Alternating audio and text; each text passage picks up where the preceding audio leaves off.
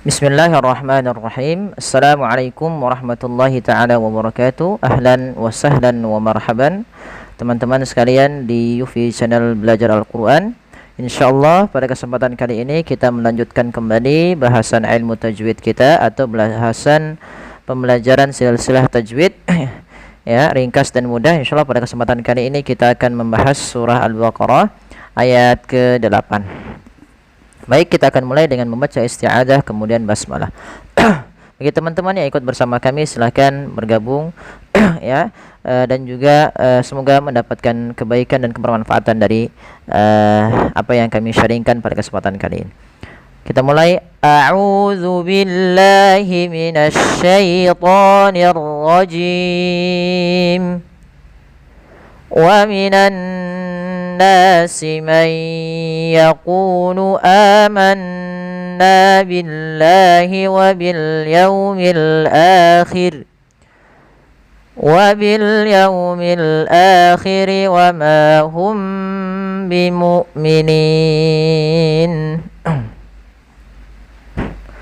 Baik, kita akan mulai. Pada lafal wa minan nasi, perhatikan di sini teman-teman sekalian, ada lafal nun yang berharakat tasydid. Maka apabila kita mendapati ada bacaan nun dia berharakat tasydid atau ada mim berharakat tasydid, itu kita namakan dengan bacaan gunnah. Meskipun sebelumnya di sini ada alif lam, yaitu alif lam yang menunjukkan alif lam syamsiyah, yang dimana alif lam yang dia kita tuliskan dan kita tidak baca, sehingga langsung masuk ke huruf nunnya yang kita idghamkan dan kita tasydidkan. Maka kita tahan dulu. Kesalahan yang terjadi adalah tidak menahan gunnah. Contoh misalkan wa minan nasi, itu tidak menahan gunnahnya, harusnya ditahan dulu sepanjang 2 harakat.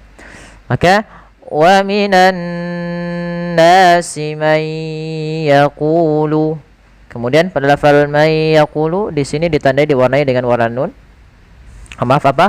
Huruf nun yang bertemu dengan huruf ya. Apabila ada nun mati bertemu dengannya, maka ini hukum tajwidnya adalah hukum nun sukun dan tanwin. Hukum nun sukun dan tanwin ada 4 macam, sebagaimana yang dikatakan Imam Al-Jamzuri dalam matan Tuhfatul Atfal ya, yaitu ahkamun nuni sakinati wat tanwin lin nuni in taskun lit tanwini arba'u ahkamin fa khudh tabyini. Jadi ada 4 macam, salah satunya di sini maka kita namakan dengan idgham. Idgham bil gunnah. Apa itu idgham bil gunnah? Idgham artinya memasukkan secara bahasa, bil gunnah secara bahasa disertai dengan gunnah atau penahanan. Maka langkah pertama asalnya kan man yaqulu. Asal dasarnya adalah man yaqulu. Karena dia bertemu dengan ya, suara nunnya hilang, suara n-nya hilang, maka menjadi langsung ke ya. Maka may yaqulu. May yaqulu ya, ya, itu langkah pertama. Langkah kedua ditahan dengan gunnah. Maka may yaqulu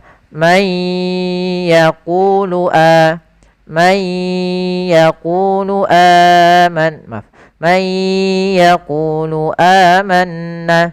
Kemudian lafal amanna, di sini bukan mad tabi'i ya teman-teman. Maaf, ini kami salah. Di sini ada lafal hamzah yang bertemu dengan alif, maka ini kita namakan dengan mad badal. Jadi bila sahabat sekalian, teman-teman sekalian mendapati dalam bacaan Qur'annya ada hamzah datang setelahnya huruf mad, baik itu kasrah, dhammah atau fathah. Misalkan kalau hamzahnya dhammah berarti bertemu setelahnya huruf waw sukun. Kalau dia kasrah berarti bertemu setelahnya ya sukun. Kalau di sini hamzah bertemu dengan atau fathah bertemu dengan alif, maka ini kita namakan dengan mad badal. Panjangnya untuk mad badal sendiri dalam riwayat Imam Hafiz an Asim adalah 2 harakat. Maka kita bagaimana cara membacanya? Amanna, sama saja. Amanna, sama sebagaimana mad tabi'i. Kemudian selanjutnya pada lafal nun sukun, nun tasydid, manna, sebagaimana sama, ini bacaan yang sama dengan lafal wa minan nasi. Harus ditahan dulu. Kesalahan yang banyak terjadi tidak menahan gunnahnya sebagaimana yang tadi di awal. Kemudian amanna billahi. Ini bagaimana cara membaca lafal Allah?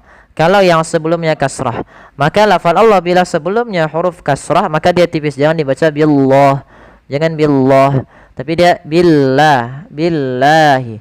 Dan lafal Allah kita panjangkan sepanjang 2 harakat. Kemudian wa bil yaumil akhir, wa bil yaumil akhir. Pada lafal al-yaum dengan al-akhir kedua-duanya menggunakan alif lam qamariyah, yaitu khusus untuk lamut ta'rif, lam yang masuk kepada isim di dalam bahasa Arab, yaitu lam ya, alif lamnya kita baca dengan jelas, wabil yaumi, wabil yaumil akhiri. Nah, di sini jangan dibaca pendek, jangan wabil yaumil akhiri, tapi panjangkan. Ini khusus lafal akhir. Seluruh keseluruhan kalau dia dalam penulisan seperti ini hanya dibaca 2 harokat. Nah, ini sama juga di sini mad badal. Maaf, ini bukan mad tabi'i lagi, tapi mad badal karena dia adanya hamzah bertemu setelahnya huruf mad. Wa bil yaumil akhiri wa ma hum bimu'minin. Kemudian wama itu mad tabi'i, sudah sering kita ulang kembali dalam bahasan sebelumnya, tidak perlu kita bahas. Kemudian wama hum bi. Di sini ada kembali mim mati bertemu ba, yaitu hukum tajwid berupa apa namanya, mim mati bertemu dengan huruf ba. Maka ini cara membacanya, yaitu suara mimnya ditahan, jangan langsung dilepas, wa ma hum bimu'minin, tapi tahan. Maka kita namakan dengan ikhfa syafawi. Ya, ikhfa artinya samar. Pada dasarnya samar, menyamarkan, menyembunyikan. Maka di sini sebenarnya berkaitan dengan bibir kita yang rapat. Maka wa ma hum bi. Ya, langsung ke ditahan bi. Kemudian bimu'minin, mu'minin. Nah, di sini ada hamzah yang dia berharokat sukun. Maka teman-teman sekalian, hamzah itu memiliki sifat syiddah dan sifat jaharnya. Sifat jahar itu adalah sifat yang apa namanya, melekat pada huruf hamzah, yang dimana dia apa namanya, inhibasu an-nafas, ya, tertahannya nafas. Sedangkan syiddah tertahannya suara. Jadi ketika dia sukun itu suaranya tertahan dan suara nafasnya tertahan juga. Wa ma hum bimu'minin, mu'minin. Kemudian pada lafal nin, di sini ini ada bacaan mad arid disukun. Mad arid disukun adalah mad yang terjadi dikarenakan adanya sukun arid. Sukun arid itu bukan sukun asli. Contoh, kalau sukun asli misalnya seperti yaum. Kata yaum ini wawnya asli, maka dia asli. Sedangkan lafal mu'minin atau bimu'minin itu awalnya bimu'minina, kemudian nunnya kita sukunkan, ini namanya sukun arid. Nah, sebelum sukun arid ini ada huruf mad. Maka apabila ada huruf mad datang kemudian huruf sukun yang disukun aridkan, maka ini namanya mad arid disukun. Mau itu di akhir bacaan kita, di akhir ayat, atau nanti di tengah-tengah ketika kita waqaf misalnya. Contoh misalkan kita ambil ayat setelahnya ya.